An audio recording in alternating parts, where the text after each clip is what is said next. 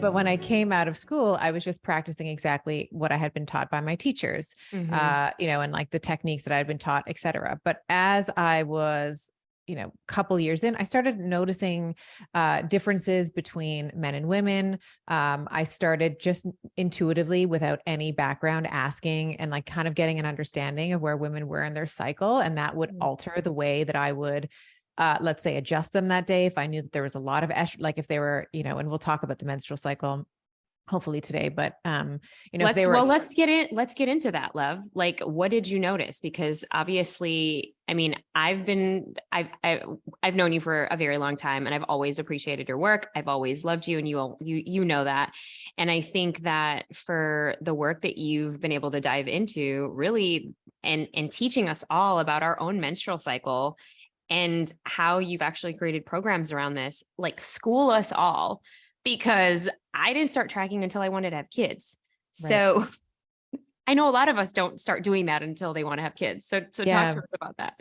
Sure. Yeah. So, essentially for a woman, she goes through several stages, let's say, in her, there's like sort of different, there's like a different hormonal arc all the way through her life. Obviously there's a time before she is menstruating, she has her first period or something like her first period somewhere around 12 or 13 years old. And then from about 12 or 13, or the date of her first period, she is going to, be in her reproductive years, where we want to be optimizing for fertility. And we'll talk a little bit about what that means today as well. And then somewhere around her mid 30s, we start to see some changes in the concentration of and release and the ability to generate certain sex hormones, progesterone being one of them. And then as we get into our 40s, we enter into what many people will call perimenopause, which is the years prior to the cessation of your menstrual cycle. So a lot of women will report things like hot flashes, mood changes, weight gain. Things that were working in their 20s are no longer working in their 40s or 50s, and then also seeing changes in the cycle as well. So understanding kind of, and in the average age of onset of menopause is like 51 or 52. So there's about, from the time of about 35 to 52. So we're talking about, call it 15 or so years. There's this perimenopausal time, which is not insignificant, right? Like a lot of women are having children during that time.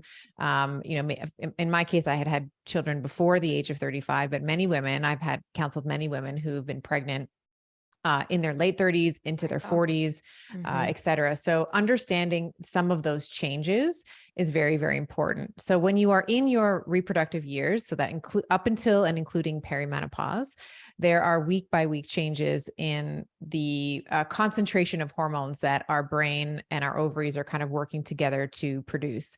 And the sort of the back of the envelope kind of 5-minute summary is obviously the first week. Everybody knows it, right? We're bleeding. That's like our bleed week. So you will usually bleed somewhere between, the average is like 3 to 6 days.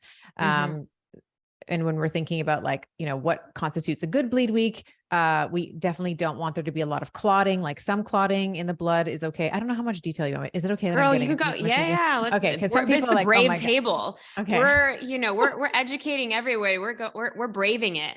All right. So we're braving it to love our periods, right?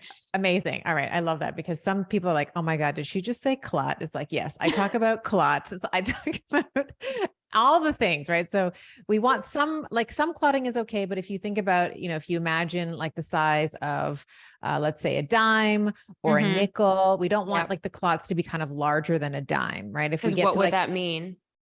Usually what that indicates is that there's been some, let's say, distortion in the balance between estrogen and progesterone in the second half of the cycle.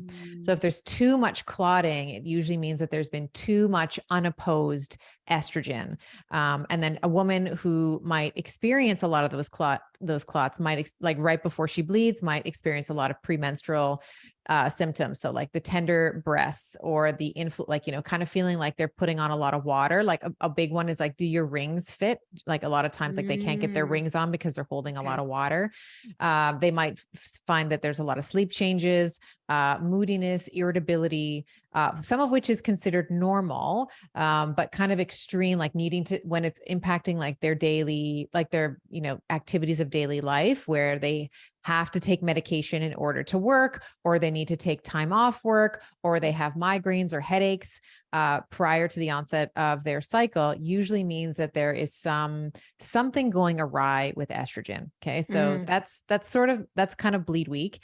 Then when you stop bleeding, we move into the second week of the cycle where you haven't ovulated yet, meaning an ovulation just means that you've released the egg from the follicle. And that whole second week it's a very interesting week from a neurological perspective, but also from a hormonal one as well. We have testosterone rising, estrogen is rising. So when I said before, I would kind of ask where a woman is in her cycle. If she was if she was kind of like day 7 to 12 of her cycle, I would not adjust her the same way that I would any other time in the cycle, because estrogen, meaning I would make the adjustments a bit gentler, because the ligaments, estrogen has sort of an effect on ligaments that kind of makes them a bit looser, like a little bit more loosey-goosey, like not as tight. So if you're too aggressive, let's say, and I'm, for my chiropractors who are listening, like I used to kind of call myself, like, I'm a bone moving bitch. Like I would like if you are being adjusted by me, there are bones that are going to move.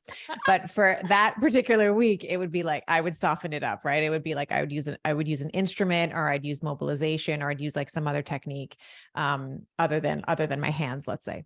And so we have testosterone and estrogen rising. This is where a lot of women tend to feel, their best in terms of like, they feel like more extroverted, they're happier. When we see estrogen rising, we see things like, the skin is like nice and dewy and glowy, and the eyes are really white, and like the lips are a little bit more full. It's kind of like natural, sort of Botox and filler. The natural glow. So that's like around the ovulation day. So Right. 7 to 12. And okay. So because you're also the queen of all of these different ways to exercise and move our body. And I know on your IG, you've been talking about that a lot in terms of like our energetic output for those times would be different than the rest of the month. And would our workouts be different and the same for, for that week as well? Or would that be changing? Yeah. Fabulous question. Yeah. So in my book, it's called The Betty Body, which I named after my fans, who my podcast is, I also have a podcast like you, fellow podcaster. It's called Better. And then my fans of Better are Betty's. So the name. I love that. Betty.